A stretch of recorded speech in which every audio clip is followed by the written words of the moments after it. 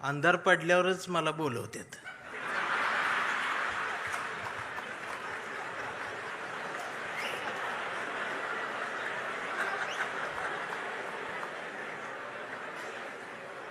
पण अंधार पडल्यावरच उजेडाची गरज असते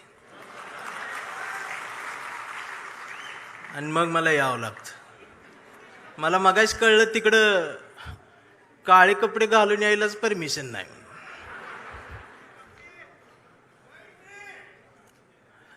मग मला तर कसं बोलवतील का ते? मी सकाळपासून मला फोन लोक करतात, कुठं आहे म्हटलं शिवसेनेच्या कार्यक्रमात. मला एकाच सुद्धा धाडस झालं नाही कुठल्या शिवसेनेचं.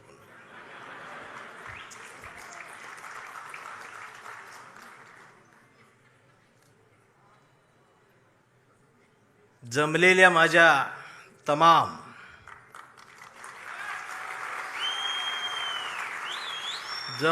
माझ्या तमाम स्वाभिमानी वाघाच्या स्वाभिमानी शिवसैनिकांनो, तुम्हाला मनापासून माझा या सांगली जिल्ह्यातल्या कवठेमंकाळ तालुक्याच्या मातीचा हात जय महाराष्ट्र.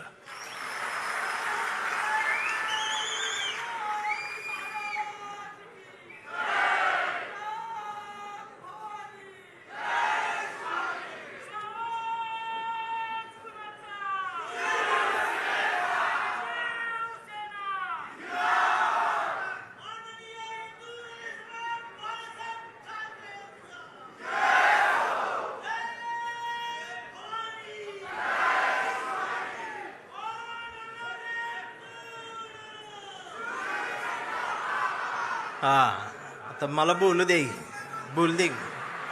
मला बोलू दे. मला टाइम दिलाय, त्यात तुम्हीच गिटल्यावर कसं आहे? ह्याच्यामुळेच मी काळा पडले.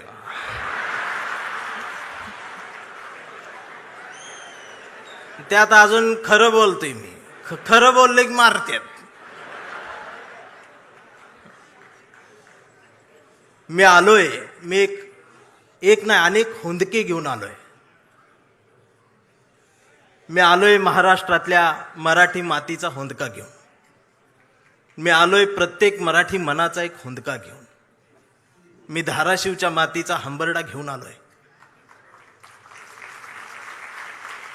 आणि गावगाड्यावरती पारावरती बसणाऱ्या म्हाताऱ्यांपासून ते नुकत्याच जन्माला आलेल्या पोरांच्या छातीच्या आत असलेल्या हृदयातल्या ठोक्याचा हुंदका घेऊन आलोय. त्या प्रत्येक ठोक्याचं एक गणित आहे महाराष्ट्रात. शिवसैनिक ही या महाराष्ट्राची शान आहे, स्वाभिमान आहे. आणि मी तुम्हाला आधीच सांगतो, मी एक मराठी म्हणून सांगतो, तुम्हाला सगळ्यांना एक विसर पडलाय. शिवसेनेचा जन्म सत्तेसाठी कधीच झाला नव्हता. शिवसेनेचा जन्म इथल्या मराठी माणसाच्या अस्मितेसाठी झाला होता. त्यामुळं कोण गेलं कोण आलं यानं शिवसेना कधी संपली नाही आणि ती कधी संपणारही नाही.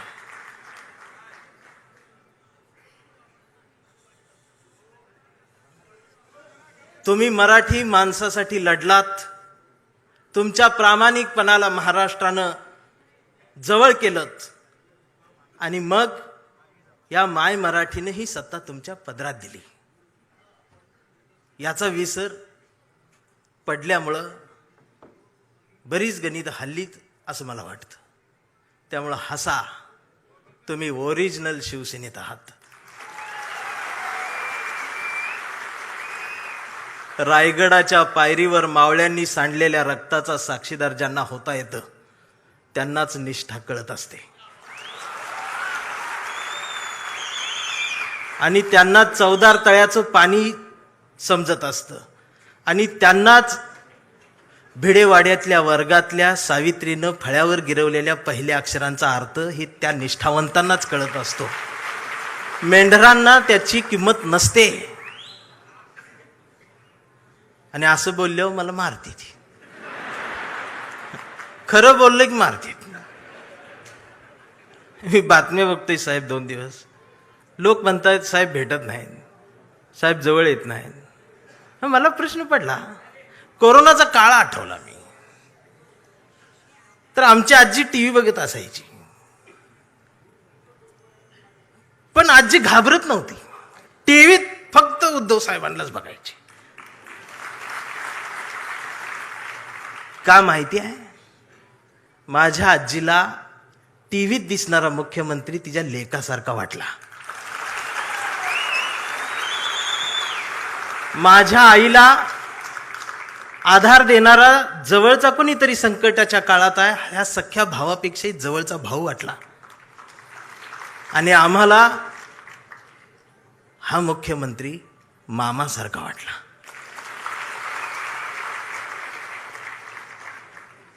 ही न भेटता सुद्धा नाती तयार झाली.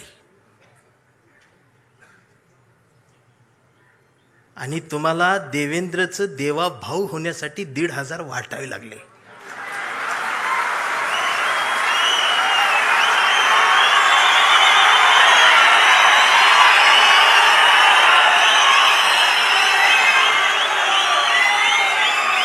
आणि बहिणीच्या ताटात दिलेली मतांसाठी जी ओवाळणी निवडून आल्यानंतर ती काढून घ्यायलाही भाऊ विसरला नाही. तुम्ही भाऊ झालात असं बोलल्यावर मला मारते. नाही, ही टीका नाही. माझं त्यांच्यावर बी प्रेम आहे. मी सगळ्यांवर प्रेम करतो. मला ते फार आवडतात, पण ती विरोधी पक्षात असल्यावर जास्त आवडतात. विरोधी बाकावर मला त्यांचं जास्त आवडतं, प्रेम आहे त्यांच्यावर. इकडं आले की ती तोडती ती फोडती ती. तोडा फोडा राजकारण करा. या राजकारणाची व्याख्या आता बदलली पाहिजे. माणसं जोडा, घडा आणि मराठी मन घडवा, हे सांगायला मी आलोय. काय आम्ही करून ठेवलंय? भस्म्या झाल्यासारखं काय चाललंय आमचं? एक तर काहीतरी होईल.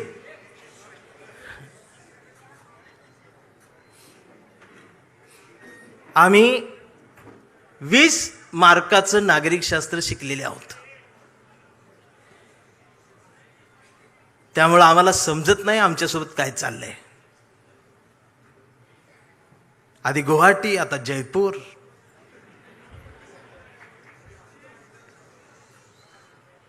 ह्यो मतदान केलेल्या प्रत्येक मतदाराचा अपमान आहे, लोकशाहीचा अपमान आहे, संविधानाचा अपमान आहे.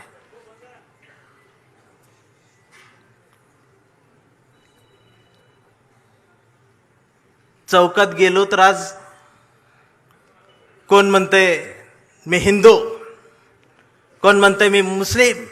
आधी 2च होते, बरं होतं. आता त्यात भर पडली, त्यात उपवर्गीकरण झालं. कोण म्हणते मी मराठा, मी चांभार, मी बौद्ध, मी माता, मी ह्या, मी त्या. मग मी मध्ये जाऊन म्हणतोय मी मराठी, मी भारतीय. मग मारत्यात. मग म्हणते हे नवीन काय आलं? मी म्हणतोय मी जुना आहे, कडूनो. आता हे कडू काही शिवी नाही. कडू ही महाराष्ट्रातलं प्रसिद्ध आडनाव आहे.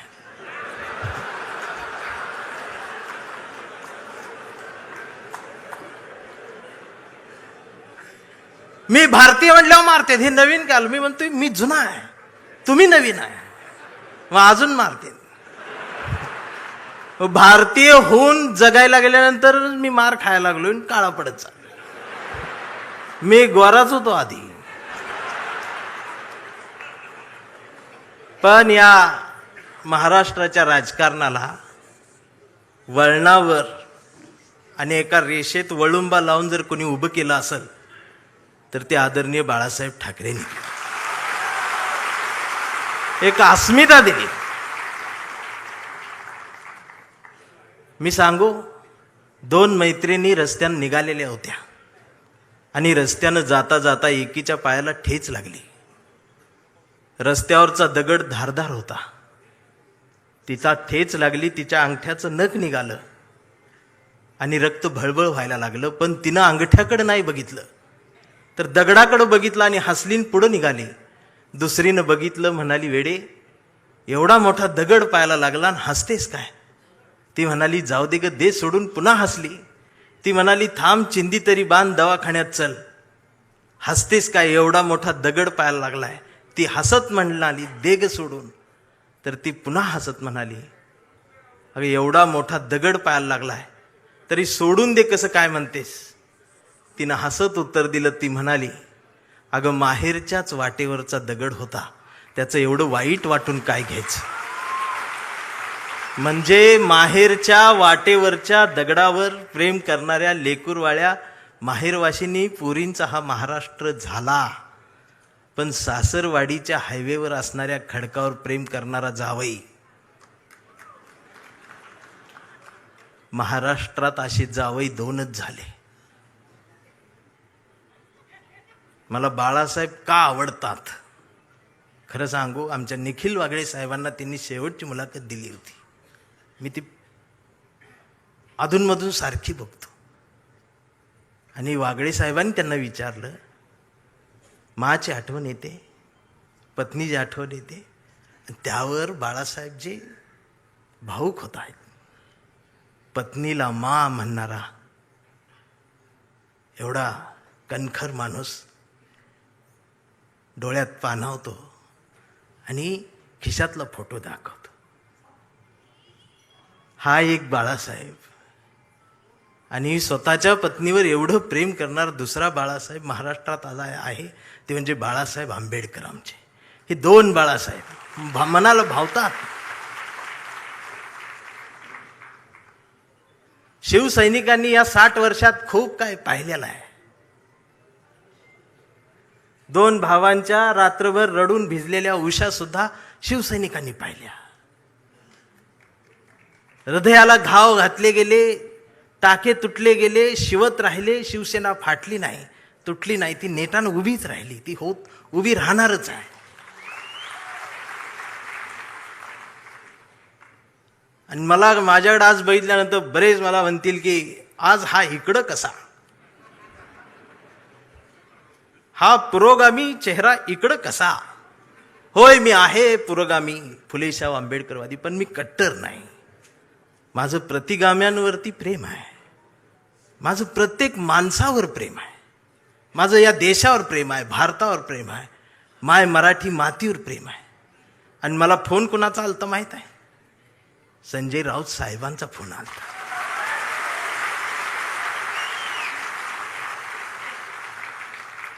जर शेंडे आणि जानव्यातून मुक्त होऊन हिंदुत्व माझ्या कवितेला कुरवाळत असेल, जवळ घेत असेल, तर माझ्या सुद्धा मेंदूतले जाणीवेंचे जानवे मी कुठपर्यंत जिवंत ठेवायचे, हा विचार करून मी त्यांच्या हाकेला हाक देत आलोय. काल ते एवढे बिझी होते दिवसभर, तरी सुद्धा मी प्रवासात असताना मला सारखा फोन, कुठवर आलायस? इथवर आलोय, तिथवर आलोय, असं झालं, तसं झालं, सगळे अपडेट चालू आहेत. आणि रात्री मला भेटली त्या हॉटेलवर. भेटले तर ती वेटर लोक त्या काम करतात, ती कोकणातली मराठी सगळी पोरं. राऊत साहेबांनी एकाला बोलवलं, अरे कसा आहेस? आईची तब्येत बरी आहे का? ती पोरगं डोळ्यात पाणावलं. एवढ्या ह्याच्यात सुद्धा साहेबांच्या लक्षात आहे. ते होय म्हटलं, निघून गेलं. साहेब निघाले. माझ्यासोबत आमचे राजेंद्र कांबळे भाऊ माझ्यासोबत आले. ते माझ्या बाजूला थांबले. मी राऊत साहेबांकडे असं एकटक बघतच राहिलो. आणि हे आमच्या भाऊला म्हटलं, कसलं हत्यार आहे रे म्हटली.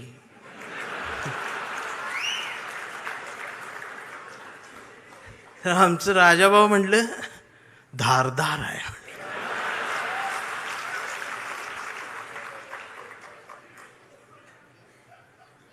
वैचारिक शहाणपणाचा विसर आणि घसरण महाराष्ट्राला झाली, ती पुन्हा भरून काढली पाहिजे. प्रबोधनकार ठाकरेंचा वारसा असणारा हा महाराष्ट्र आहे.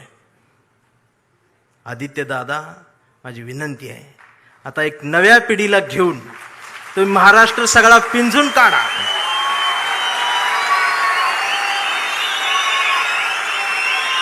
मुंबईत काय आहे काय नाही मला माहित नाही, पण मी महाराष्ट्र सगळा एसटीन फिरतोय.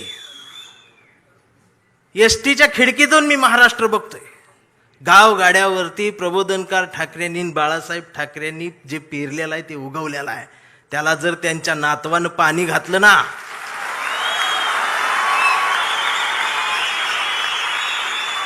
तर एक नवा महाराष्ट्र उभा राहील आणि कुणाच धाडस होणार नाही असं हलायचं. म्हणून आम्ही प्रेम करणारी माणसं आहोत. हा आवाज कायम असाच राहू द्या. महाराष्ट्राला याची गरज आहे.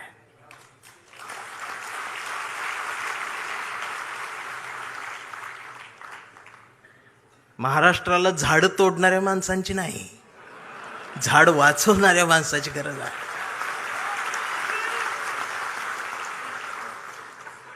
काय तोडलं पाहिजे? भविष्य दाखवण्यासाठी पुढे आलेला हात तोडला पाहिजे. भविष्य बघण्यासाठी उघडलेला डोळा फोडला पाहिजे. आम्ही गाडगे बाबांचा खराटा सोडला आणि बागेश्वर बाबाचं बोट धरलं.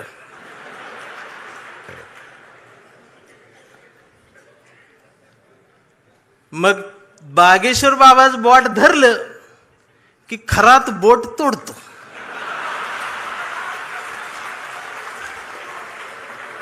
ही बोट तोडते ती. याला अनामिका म्हणतात हे मला तेव्हा कळलं. नाहीतर मी करंगळी जवळचं बोट एवढंच त्याला म्हणायचं. ही बोट तोडते ते.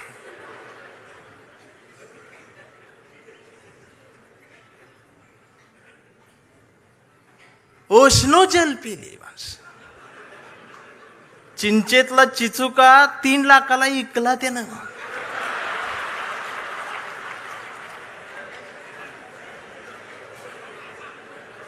म्हणून म्हटलं लय चांगलं झालं गेली ती, लय बरं झालं हिथं नाही ती. आणि प्रबोधनकार ठाकरेंच्या वारशाजवळ ही असली नकोच, ती लांब असल्यालाच बरं. मी काल लातूरवरनी यायला लागलोय. मी धाराशिवच्या मातीला स्पर्श करून आलोय. ओम दादा, मी त्यांच्या नावातलं जी राजे आहे ना ती काढून टाका तुम्ही आता. ती राजे निंबाळकरांच्या ओमच्या पुढं हा राजे शब्द शोभून दिसत नाही. हा राजेचा शब्द आमच्या वाजेंच्या राजाभाऊंला शोभून दिसत असतो. इतरांना त्याचा अंदाज येत नाही. राजाभाऊंच्या मला बोलू दे की नंतर अजून वाघाची डरकाळी बाकी आहे. राजाभाऊंच्या डोळ्यातल्या अश्रूंनी निष्ठावंतांच्या मनावर फुंकर घातली. साहेब, ह्यो जो तुम्ही संस्कार दिला, हा संस्कार फक्त शिवसैनिकांसाठी नाही, या आमच्या पिढीतल्या येणाऱ्या कितीतरी पिढ्यांना तुमच्या डोळ्यातल्या अश्रू खूप काही शिकवून जातील. आम्हाला जोडायचं आहे, माणूस जोडायचा. स्वतःला मूल होत नाही म्हणून शेजाऱ्याला बोलवायचं आणि ऑपरेशन सक्सेस झालं की पेड वाटायला तिसरंच असते. मला गणितच कळना.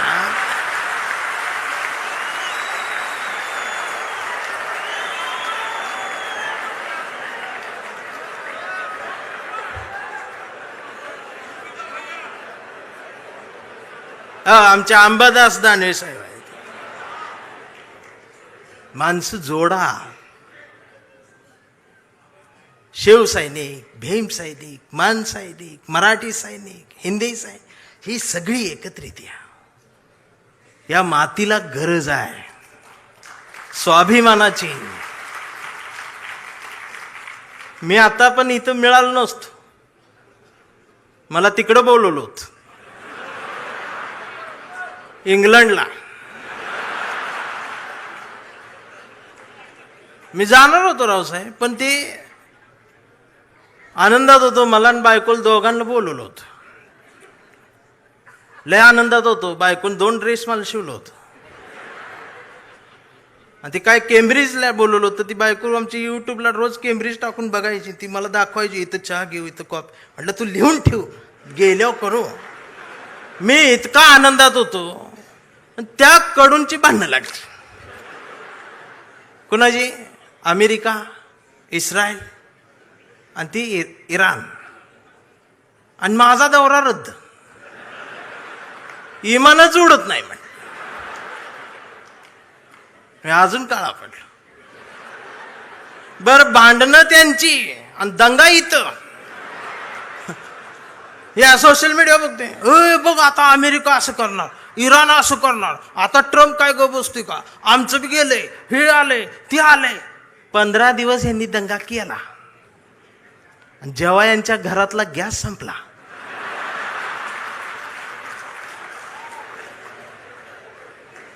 त्यावेळेला बीकॉम झालेली बायको पहिल्यांदाच चुलीजवळ आली. तिला काय चूल पेटना. मग यानं युट्यूबवर चूल बघितली. त्या युट्यूबवर याला फुकणी गावली. मग ह्यानं तिला फुकणी दिली. म्हटलं फुकाय, तर ती डोळ्यातनं बघायला लागली. म्हटलं फुकायचं आहे. मग ती अशी फुकायला लागली. सगळा धूर गेला डोळ्यात. मग तिनं अशी फुकणी याला फेकून मारली. ह्याचा गुडगा फुटला. आणि मग ही लंगडत लंगडत ती गॅसची टाकी घेऊन चौकात आला. चौकात 4 किलोमीटरची लाईन. मग दिवसभर उन्हात थांबलं. फुटाफुटान पुढं सरकत गेलं. संध्याकाळी 5 वाजता याचा नंबर आला.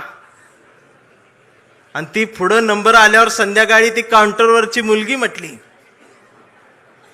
DAC नंबर असेल तरच या. 45 दिवसानंतर बुकिंग होईल, 60 दिवसांनी मिळाल. याच्या लक्षात आलं 60 दिवस गुडगा फुटणार.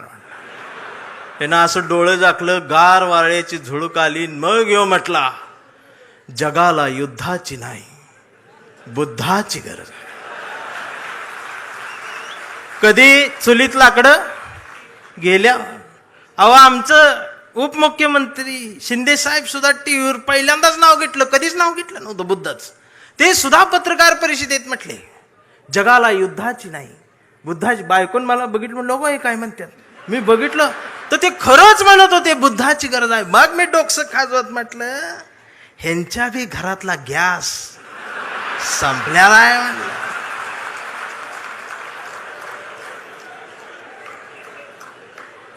साधना आहे.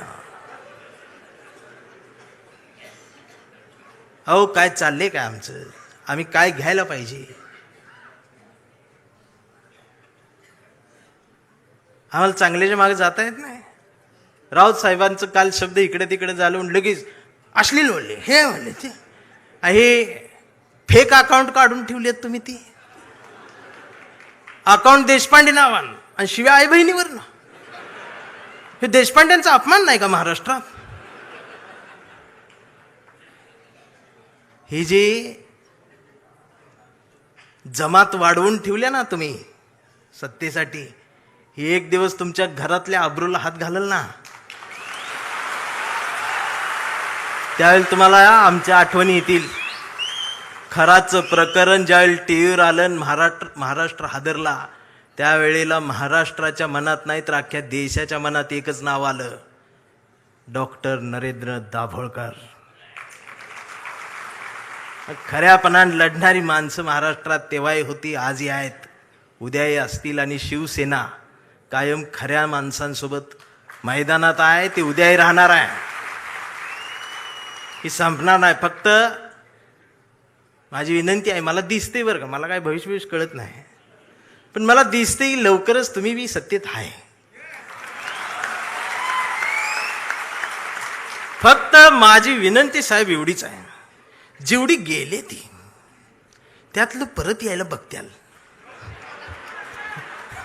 अजिबात नाही घ्यायची.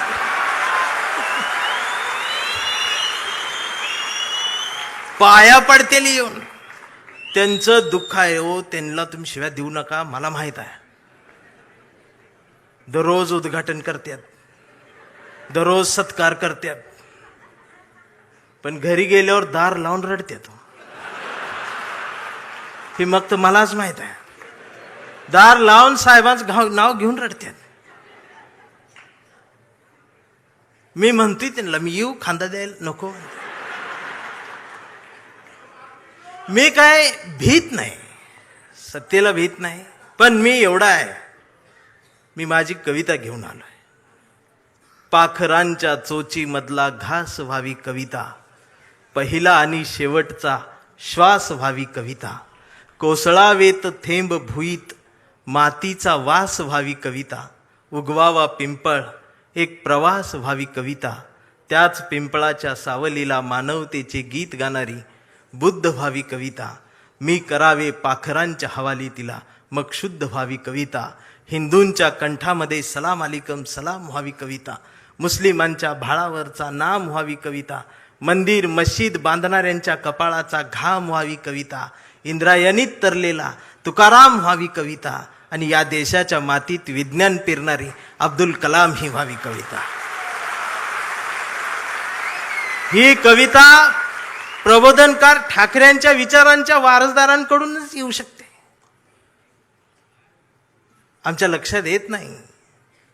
आम्ही कुणाजवळ जाऊन बसावं आणि कुठून उठून जावं, ह्याला ज्याला जमलं त्यालाच आयुष्य कळलं. जाणारच आहे ना एकदा तरी. काय राहणार आहे तुमचं? अख्ख्या महाराष्ट्राच्या मनावर राज्य करणारा, हृदयाच्या कप्प्यात बंद झालेला आमचा अजितदादा सारखा नेता अचानक गेलाच ना. काय नेलं सोबत? आणि दादा गेल्या दिवशी दुसऱ्या दिवशी कुटुंब शपथा घेत होतो पण मंत्रीपदाच्या. हा विनोद नाही, हा विनोद नाही, ही वेदना आहे, पर्याय नाही. काय राहते आमचं? आज कितीतरी अधिकारी भ्रष्टाचारात हे आहेत ते आहेत. समोर एखादं वंचित पिचलेलं येतं ना, त्याच्यासाठी कुणाचाच फोन येत नाही, त्याच्यासाठी कुणीच फोन करत नाही, त्याच्यासाठी कुणीच दबाव टाकत नाही.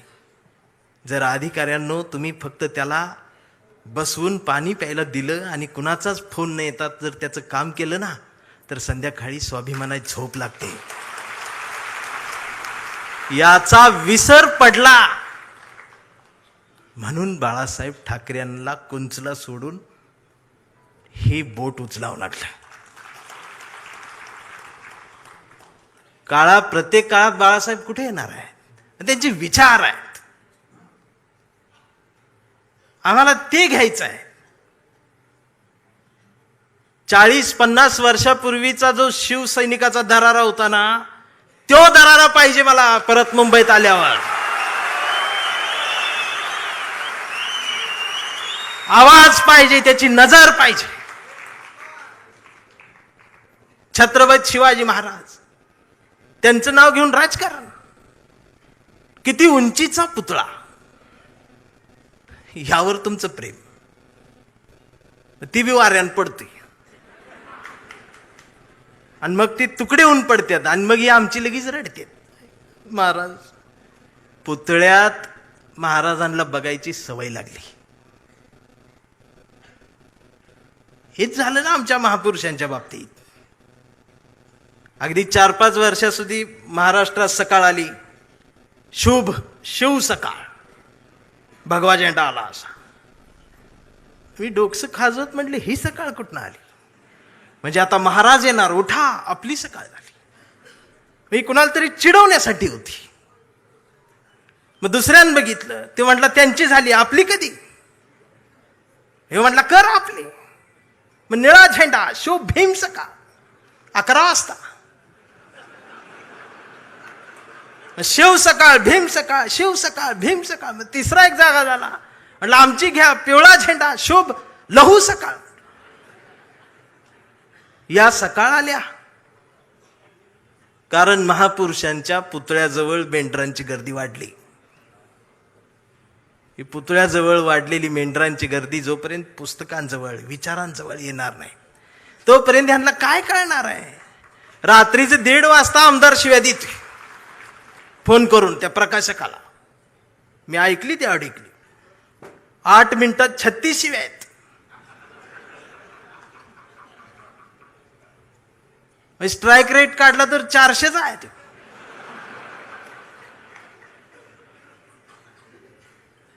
मला त्याचं वाईट नाही वाटलं, पण त्यांच्या घरी त्यांच्या मिसेस आहेत, आई आहे, मुलगी आहे, ही नीट बोलत असेल.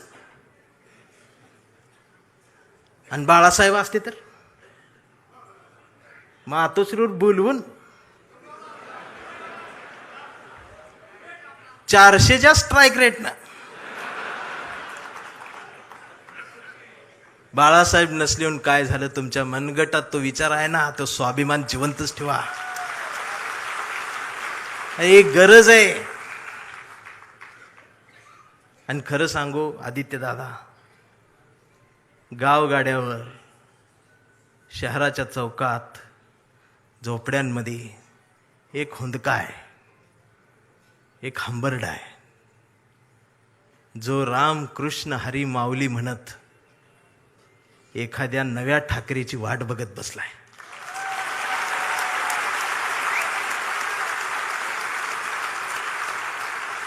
आणि ती पोकळी भरून काढण्याचं काम, भरीव काम आता तुम्ही करायला सुरुवात करावी. हा शिवसैनिकासोबत माझ्यातला भीमसैनिक सुद्धा तुमच्यासाठी मैदानात उतरणार. कुठपर्यंत आम्ही एकमेकांशी भांडत बसायचं?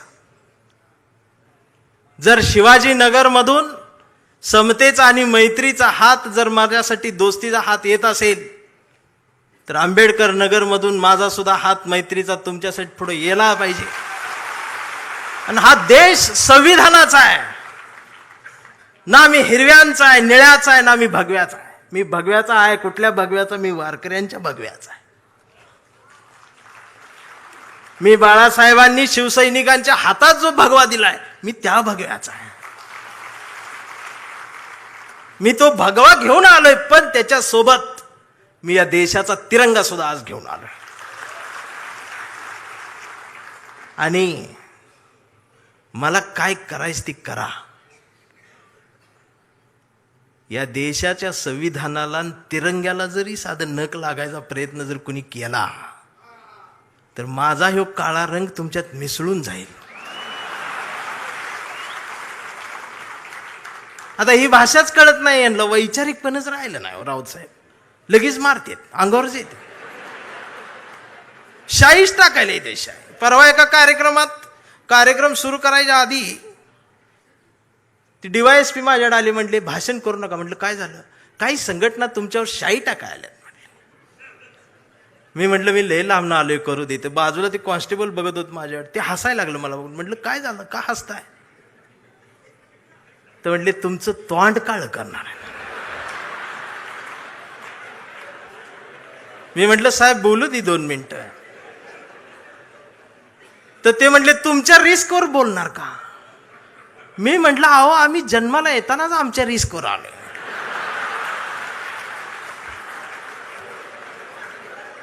मी भाषणाची सुरुवात केली, म्हटलं जे कोणी शाई टाका आलेत त्यांना विनंती एवढी आहे, म्हटलं तुम्ही चुना आणा, अजून काय काळ करणार. हे जी घसरण झाल्या आमच्या शहाणपणाची, मी या मराठी मातीचा सांगावा घेऊन आलोय तुमच्यासाठी की तुमची गरज महाराष्ट्राला आहे.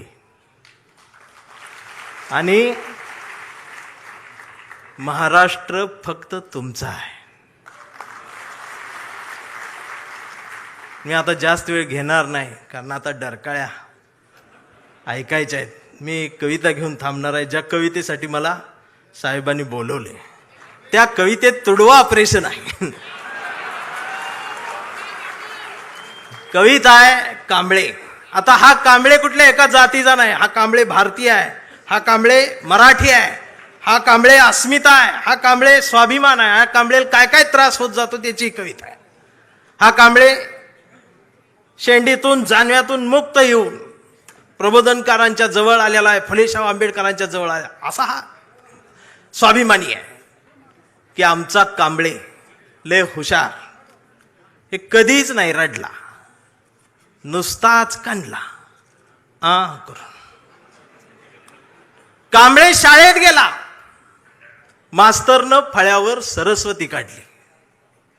कांबळे शाळेत गेला, मास्तरनं फळ्यावर सरस्वती काढली, पण कांबळेनं पाटीवर सावित्री काढली. मग मास्तरनं चिडून कांबळेला असा तुडवला, असा तुडवला, असा तुडवला, पण कांबळे नाही रडला, नुसताच कणला करून. कांबळे वयात आला, विशीत आला, मिशीत आला. कांबळे गुलाबी झाला आणि तिच्या प्रेमात पडला. मग तिनं विचारली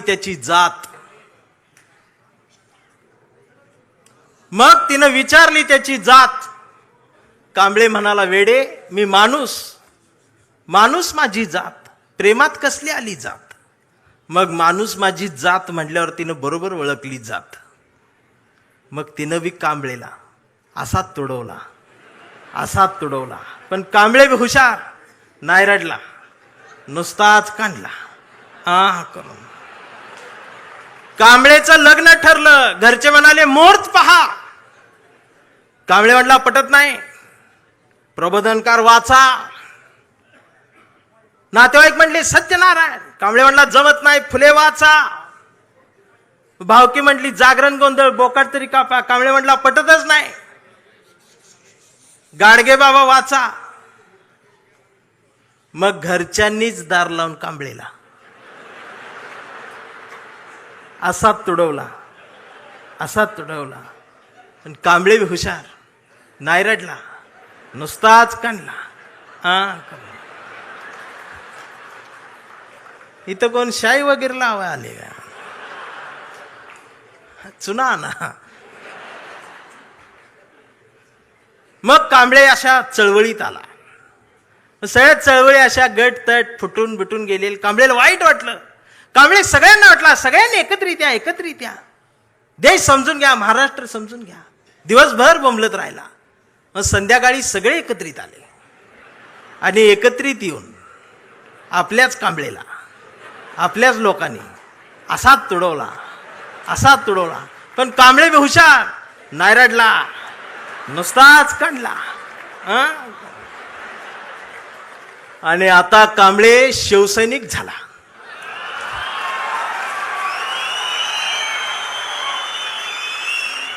आता कांबळे शिवसैनिक झाला, शहाणा झाला,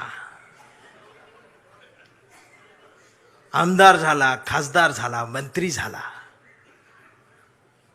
मग त्याला फोडायसाठी सापळा रचला. त्याला बोलवून घेतलं, कांबळे नाही गेला. तो ऐकत नाही म्हणून त्याला मग जेलमध्ये टाकला. तिथं सुद्धा ईडीनं त्याला असा तुडवला, पण कांबळे तिथं बी नाही रडला, नुसताच काढला आणि असा भगवा फडकवत जेलमधनं बाहेर आला. अरे, महाराष्ट्राच्या इतिहासातला सुवर्ण अक्षरांनी, सोनेरी अक्षरांनी लिहिणारा जाणार तो इतिहास आहे. तो शिवसैनिक ज्या वेळेला न झुकता बाहेर आला ना, तो नाद नाही आमच्या रावसाहेबाला, नादच नाही. आता कांबळे वयस्कर झाला. त्याच्या परवा ते सोशल मीडियावर येडं झालेले. ते सोशल मीडियावर कोण आहे, निसर्ग चित्र येतं, त्याच्यावर लिहिलेलं असतं 70% डोळे बारीक करा. हे बारीक करतात आणि त्याच्यात येतं स्वामी दिसले, पाया पडते तो. 70% डोळे बारीक करून स्वामी बघणाऱ्यांची जमात वाढली साहेब. अजून 30% डोळे उघडे आहेत ना, ती सुद्धा पूर्ण बंद व्हायच्या आधी उघडा, नाहीतर खरात घरात घुसल. आणि असं बोलल्यावर मला मारते. परवा कांबळेच्या मुलानं मोबाईल बघत अर्धा डोळा बारीक करत कांबळेला विचारलं, डॅडा, महाराष्ट्र म्हणजे काय डॅडा? स्वाभिमान म्हणजे काय डॅडा? प्रबोधनकार ठाकरे कोण होते डॅडा? फुले शाहू आंबेडकर कोण डॅडा?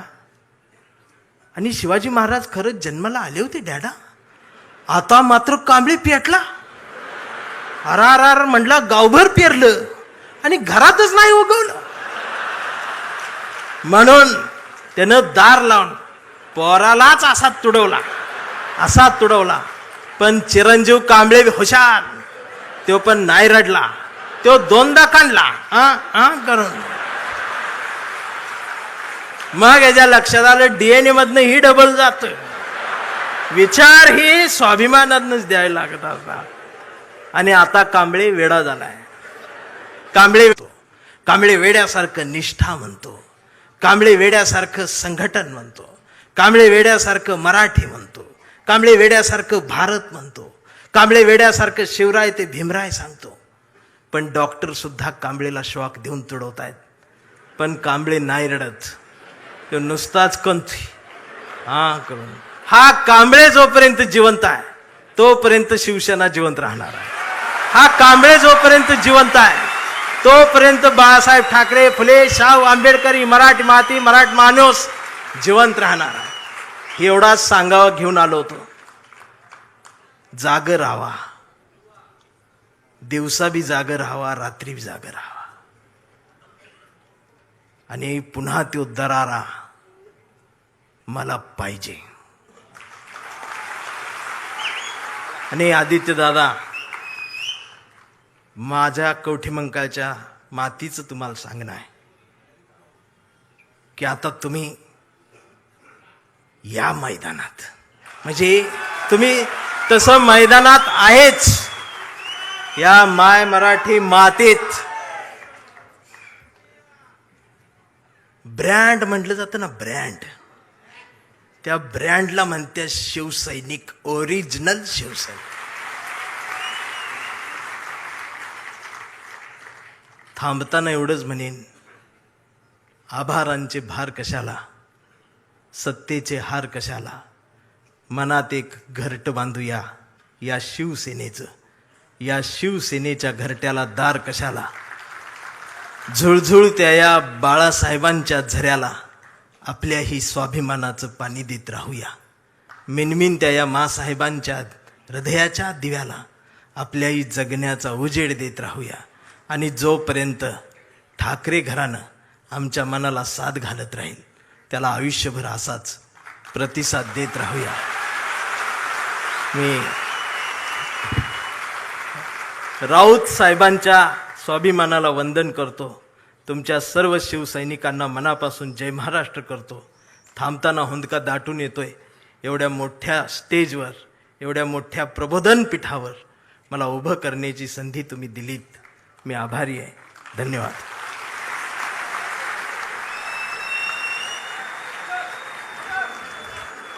धन्यवाद चंदन शिवेजी. आता काही वेळात